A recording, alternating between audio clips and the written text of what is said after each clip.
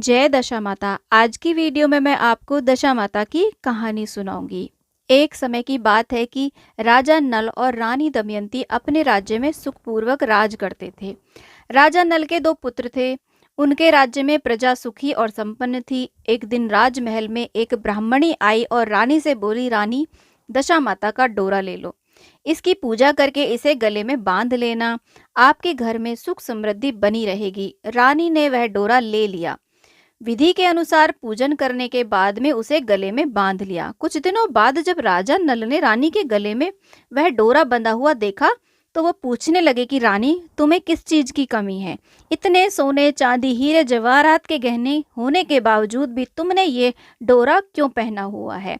आपने ये डोरा क्यों पहना हुआ है? रानी कुछ कहती इससे पहले ही राजा ने वो डोरा तोड़ करके जमीन पर फेंक दिया।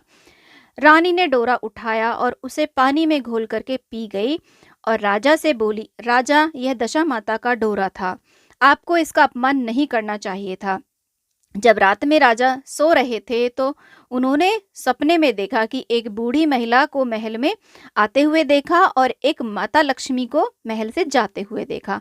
सुबह उठकर राजा ने अपना सपना रानी को बताया। रानी बोली, राजा, आपने हमारी अच्छी दशा को जाते और बुरी दशा को आते हुए देखा है।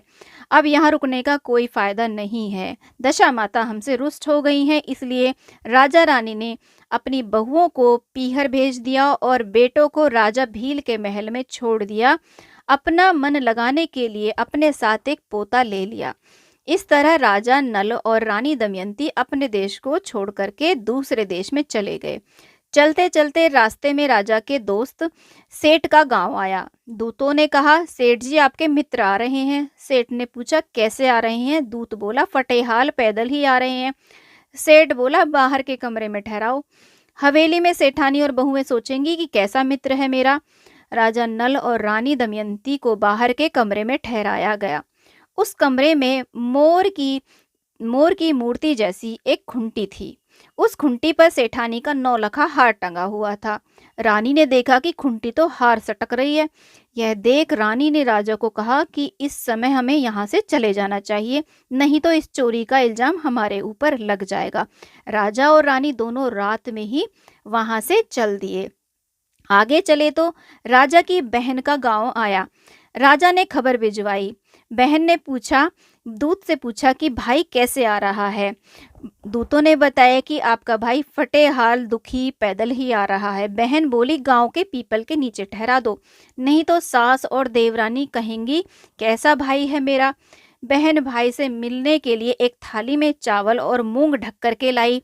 राजा नल के हाथ में लेते ही चावल और मूंग में कीड़े पड़ गए। रानी दमयंती ने गड्ढा खोद करके उन्हें जमीन में गाड़ दिया। अब वो वहां से भी आगे चले गए। चलते चलते रास्ते में एक नदी आई। राजा ने वहां तीतर मार करके रानी को भूनने के लिए दिए और कहा कि मैं और पोता पास में ही नदी में स्नान करके आते हैं, आप तीतर पका लेना। ऐसा कहकर राजा पोते को लेकर के चला गया। जब राजा वापस आया तो रानी ने कहा, राजा, पके हुए तीतर हांडी से उड़ गए। राजा बोला, रानी, मुझसे भी पोता नदी में बह गया। दोनों विलाप करके वहां से चल दिए। रास्ते में उन्हें एक सूना बंजर बाग मिला। दोनों रात में वहीं पर सो गए। सुबह हुई तो बाग की मालकिन आई। उसने देखा कि बंजर बाग में कोपले फूट रही हैं। वह उनसे बोली कि तुम दोनों कौन हो? राजा बोला, हम तो भीखा के मारे हैं, रहने की जगह ढूंढ रहे हैं। मालिन बोली, अब तुम दोनों यहीं रहो और मेरे बाग की देखभाल किया करो। यह दोनों बाग में ही रहने लगे। दिन बीतते गए। ऐसे ही होली का दिन आया। राजा जब कुएं से पानी भरता तो बार बार पानी में कुछ आ जाता और राजा उसे वापस कुएं में फेंक देता। रानी राजा से बोली, राजा, यह बार बार क्या आता है जिसे आप फेंक देते हो? राजा बोला, रानी, पानी में एक सूत की कुकड़ी और हल्दी की गांठ न जाने कहाँ से बार बार आ जाती है। रानी बोली, राजा, अगर इस बार आपके पानी में कुकड़ी और गांठ आए तो आप मुझे दे देना। राजा बोला, दमयंती, पहले ही तुम्हारे इस काम की वजह से आज हमारी ये दशा हो गई है। अब तुम फिर से वही सब करना चाहती हो। राजा के पास फिर से वही दोनों चीजें आई। इस बार राजा ने हल्दी की गांठ और सूत की कुकड़ी रानी दमयंती को दे दी। रानी ने होलिका दहन के दिन होली की झल दिखा करके दशा माता का व्रत लिया। कुछ दिनों बाद राजा रानी से बोला, इस नगर के राजा के यहाँ पर स्वयंवर है, मेरे कपड़े धो देना, मैं वहां जाऊंगा। रानी बोली, राजा आप इस दशा में भी वहां जाएंगे? राजा बोला, रानी दशा ही तो खराब आई है, दिल तो राजाओं का है।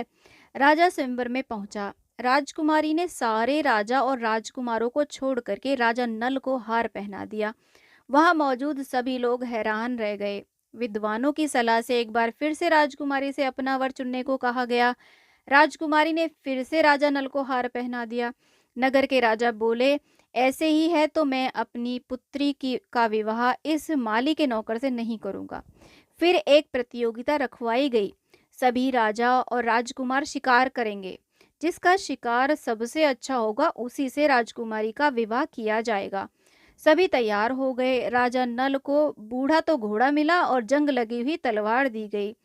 राजा बोले, अगर मैं असल राजपूत हूँ तो ये धारदार तलवार बन जाए और ये घोड़ा शेर बन जाए। ऐसा कहकर राजा ने घोड़े को एक थपकी मारी। थपकी मारते ही राजा की तलवार पैनी और धारदार हो गई और ये घोड़ा शेर बन गया। कुछ समय बाद सभी अपना अपना शिकार लेकर राजमहल पहुंचे। किसी के भी शिकार से राजा संतुष्ट नहीं हुए। उन्होंने पूछा कि वो माली का नौकर कहाँ है, उसे ढूंढ के लाओ। सिपाही जंगल में पहुंचे तो देखा कि एक पेड़ के नीचे वो सो रहा था। सिपाहियों ने उसे जगाया और शिकार के बारे में पूछा तो राजा नल ने कहा, पेड़ पर टंगा है, ले जाओ। शिकार देखकर नगर के राजा बहुत खुश हुए कि इसने तो शेर का शिकार किया है, और वे बोले कि यह असल राजपूत है। राजकुमारी का को राजा के नल के साथ में ब्याह दिया गया। वो दोनों वहां से चले और अपने बाग में पहुंच गए। रानी दमयंती ने छोटी रानी का खूब स्वागत किया। दोनों बहनों की तरह बाग में रहने लगी। दोनों रानियां एक दिन बैठी हुई थीं। तो रानी दमयंती बोली, आज तो अपने नगर की ओर बिजली चमक रही है, लगता है शायद बारिश होगी। छोटी रानी बोली कि दीदी, अपने नगर भी है। तब रानी दमयंती बोली कि हम नरवल कोट के राजा हैं, अपने ऊपर भीगा पड़ा था तो आज हम इस दशा में आ गए हैं। छोटी रानी ने जाकर के ये सारी बातें अपने पिता को बता दी। नगर के राजा ने राजा नल से क्षमा मांगते हुए हाथी, घोड़े, हीरे, जवाहरात दे करके उनको नगर की ओर रवाना कर दिया। रास्ते में नदी आई तो आगे आगे तीतर उड़ रहे थे और कह रहे थे, वाहरी तेरी माया, वाहरे तेरी माया। इस तरीके से उड़ रहे थे। पास ही में नदी के उन्हें धोबन के पास में अपना पोता भी मिल गया। धोबन बोली, यह तो मुझे नदी के किनारे मिला था। धोबन को खूब सारा धन दे करके उन्होंने अपना पोता अपने साथ ले लिया। रास्ते में राजा की बहन का गांव आया। राजा ने बहन तक खबर पहुंचाई कि तुम्हारा भाई आ रहा है। बहन ने पूछा, कैसे आ रहा है? खबर देने वाले बोले, हाथी, घोड़े, लाव लश्कर के साथ आ रहा है। बहन बोली, मेरे महल में ले आओ। भाभी बोली, नहीं नहीं बाईसा, हम तो उसी गांव के पीपल के नीचे रुकेंगे। बहन पकवान बना करके वहां ले आई। तब रानी दमयंती ने जमीन से गड़े चावल निकाले तो वो सब हीरे मोती बन गए। ननद को वो सब हीरे मोती देते हुए बोली कि आपकी अमानत हम यहाँ छोड़ गए थे। बहन को खूब हीरे जवाहरात दे करके वहां से वो आगे चल दिए। रास्ते में राजा के दोस्त का गांव आया।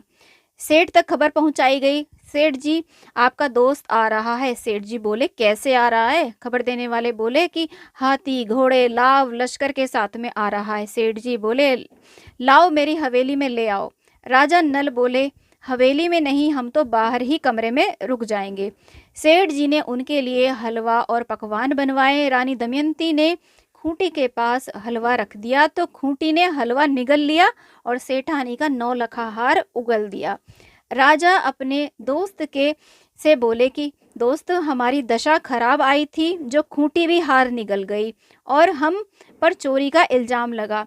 इसके बाद राजा नल अपनी रानियों के साथ भील राजा के पास पहुंचे। वहां से अपने पुत्रों को साथ लेकर के अपने नगर की ओर चल दिए। जब अपने नगर के निकट पहुंचे तो नगर वासियों ने लाव लश्कर देख करके सोचा कि हमारे राजा तो यहाँ नहीं है और किस राजा ने हमारे नगर पर आक्रमण कर दिया है। तब उन्हें नगरवासियों तक सूचना पहुंचाई गई कि आपके राजा नल और रानी दमयंती आ रहे हैं। सभी ने उनका खूब स्वागत किया और ढोल ताशे गाजे बाजे के साथ में महल तक पहुंचाया। राजा की दशा पहली जैसी हो गई। हे दशा माता, जैसी कृपा आपने राजा नल और दमयंती पे करी, जैसे उनकी दशा सुधारी वैसी सबकी सुधारियो। कहानी कहते सुनते हुंकारा भरते सब पर अपनी कृपा बनाए रखियो। तो ये थी दशा माता की कहानी राजा नल और रानी दमयंती की। इसी के साथ में गणेश जी की छोटी सी कहानी भी जरूर सुनी जाती है। तो आइए सुनते हैं बिंदायक जी यानी गणेश जी की कहानी। एक बुढ़िया माई थी, रोजाना मिट्टी के गणेश जी की पूजा किया करती थी। रोज बनाए रोज गल जाए, रोज बनाए रोज गल जाए। पास में ही एक साहूकार का मकान बन रहा था। बूढ़ी माई कारीगरों के पास में गई और उनसे कहने लगी कि हे भैया, हम मेरा पत्थर का गणेश गढ़ दो। कारीगर बोले कि इतने हम तेरा गणेश गढ़ेंगे, इतनी अपनी दीवार ना चिढ़ेंगे। बुढ़िया बड़े दुखी मन से अपने घर वापस आ गई। उनके बुढ़िया के हटते ही वो बार बार दीवार बनाए, बार बार दीवार टेढ़ी हो जाए। चिने और ढा देवे, चिने और ढा देवे। शाम हुई तो सेठ जी आए, बोले आज कुछ भी काम नहीं किया। तब उन्होंने कहा कि सेठ जी क्या करें, बार बार दीवार बनाते हैं, बार बार दीवार टेढ़ी हो जाती है। एक बुढ़िया आई थी, वो कह रही थी कि मेरा पत्थर का गणेश गढ़ दो, हमने नहीं गढ़ा तभी से ऐसा हो रहा है। सेठ जी बुढ़िया माई के पास गए, उन्होंने बुढ़िया माई से क्षमा मांगी। उन्होंने कहा कि हे बुढ़िया माई, हम तुम्हारे लिए सोने का गणेश गढ़वा देंगे, तुम गणेश भगवान से प्रार्थना करके हमारी दीवार सीधी करवा दो। गणेश भगवान से बुढ़िया माई ने प्रार्थना करी, सेठ जी की दीवार सीधी हो गई। सेठ जी ने बुढ़िया माई के लिए सोने के गणेश जी गढ़वा दिए। हे गणेश भगवान, जैसी कृपा आपने बुढ़िया माई पर करी, सेठ जी पे करी, वैसी सब पर करना। कहानी कहते सुनते हुंकारा भरते सब पर कृपा बनाए रखना।